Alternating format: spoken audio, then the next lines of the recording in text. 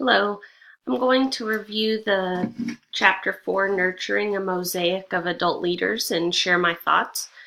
I did appreciate that kind of the overarching points of this chapter were that we're really honoring and respecting adult learners. And so, as the literacy coaches, that is really our main goal in honoring their professionalism and treating them as peers and colleagues rather than coming in to be a supervisor or an administrator. And so I feel like there were a lot of goals and tips through this chapter that really encouraged literacy coaches to be more of a cheerleader, be more of, like it says, a coach than someone of authority.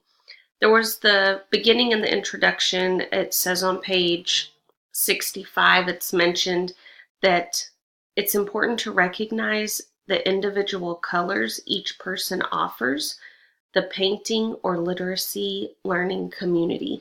And I feel like it's really easy for us to write people off if we don't agree with them, or to say, I don't want to learn from them. If you don't share the same teaching style, it's very easy for us to turn away from that. And it's important for us to recognize and realize that really each person in our teaching community has something to offer, just like we know and expect each person in our classroom. If we have students in our classroom, each of them have something to offer. So I think it's important to be cognizant of that as we approach working with adults and working with other teachers in this profession.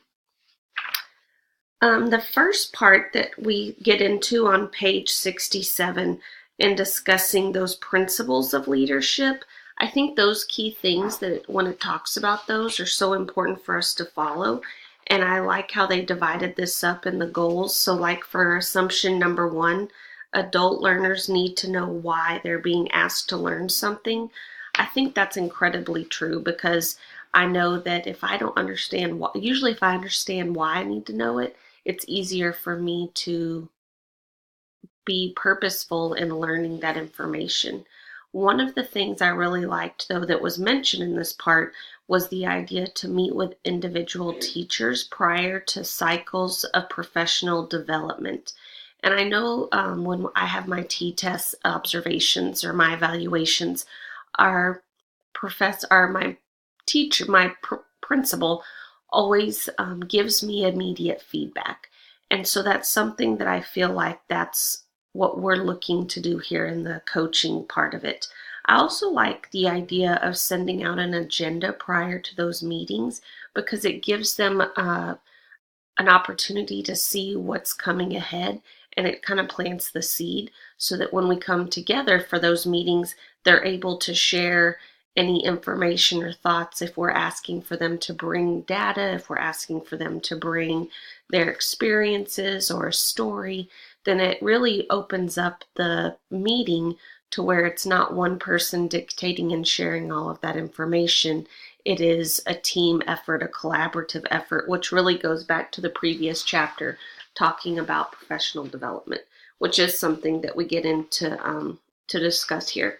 In assumption number 2, the topic of the professional having a wealth of experience. I saw a quote this week on Facebook, and it said, sometimes the best professional development is a teacher down the hall. And really, that is so true. We can walk into a teacher's classroom and learn so much from, whether it be literacy, the way that they teach. It can be classroom instruction strategies. It can be classroom management. I have one teacher that I go pick up her students because she has some of my kiddos from the dyslexia program in there.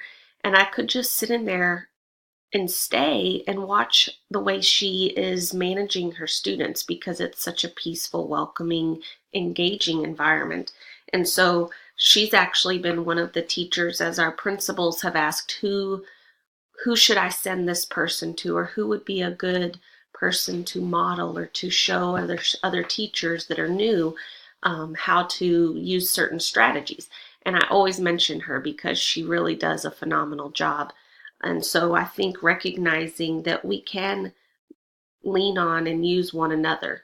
I think our profession, often we like to close our door. Some people do the old way of thinking, the old school thinking. We go in, we close our door, and we teach. And so creating that environment where we can go in and watch and observe each other, and that it is not a gotcha or let me be critical, but that we're in there to learn from one another and to get ideas. I think that's incredibly true. The assumption number 3 mentions that adults are ready to learn when they perceive the need to change to be more effective at what they do. And this piece talked about a lot about reflection. And I think when we have that time to reflect, we're able to look to see what's working, what's not working. And that's something that we as professionals in the classroom, I think, need to spend time doing, even though we're running around trying to take care of 5 bazillion other things in that class period. It's also something that we can really model with our students. And so I do like the idea of having that reflection time, because that is really when we get to see what we need and what we can do better. And I'm going to skip to assumption 5, that adults are motivated to learn based on internal needs, because in this topic, or in this assumption, the idea of giving praise and giving notes or different kudos, and I like this idea. I think sometimes, though, when it's so intentional, that it comes across as fake or forced. And I think it's very important that these are genuine. If you're coming up with a blanket way to always praise someone, I think that sometimes it can come across insincere. And I think when we do that in our profession, it takes some respect away from the person who's giving it, even though that's not the intention.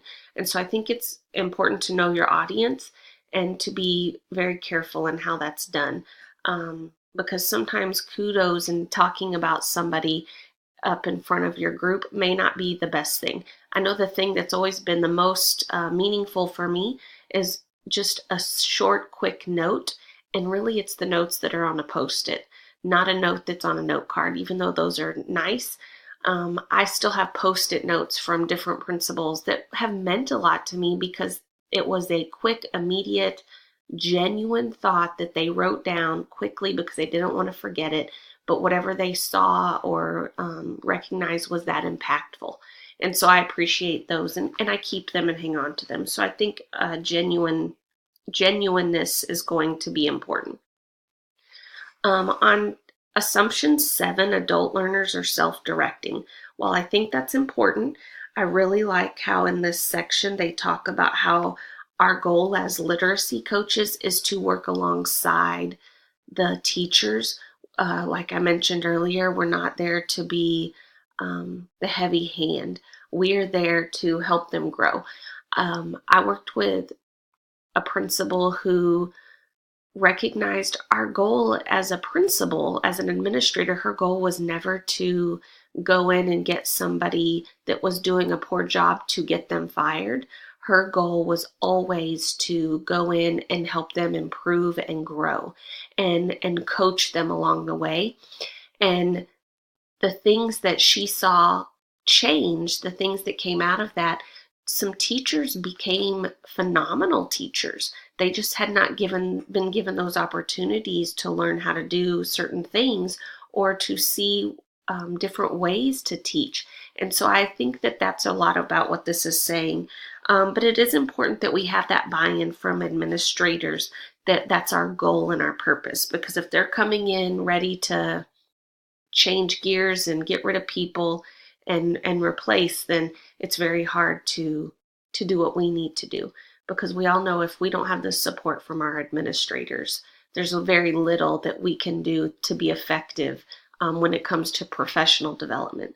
So I think that's going to be essential. I like the part about this chapter just mentioning and recognizing that there's a lot of internal, intrinsic motivation needed, but that we can have a role in that. I think a lot of the strategies mentioned here are strategies that are best practice for the classroom with our students. And so if we take those strategies that we used with our students and apply them to the way that we work with adults, it really comes down to that, treating them with respect, looking for ways to help support them and to grow and teach them and to work alongside them. And so I'm interested to hear your thoughts as well. I hope you have some ideas to share too about ways that we can improve our professional development, because I think that for me that's a challenge, in finding ways that I can be heard by my administrators. It's mentioned in the chapter, it's a slow process, building those relationships and working alongside one another.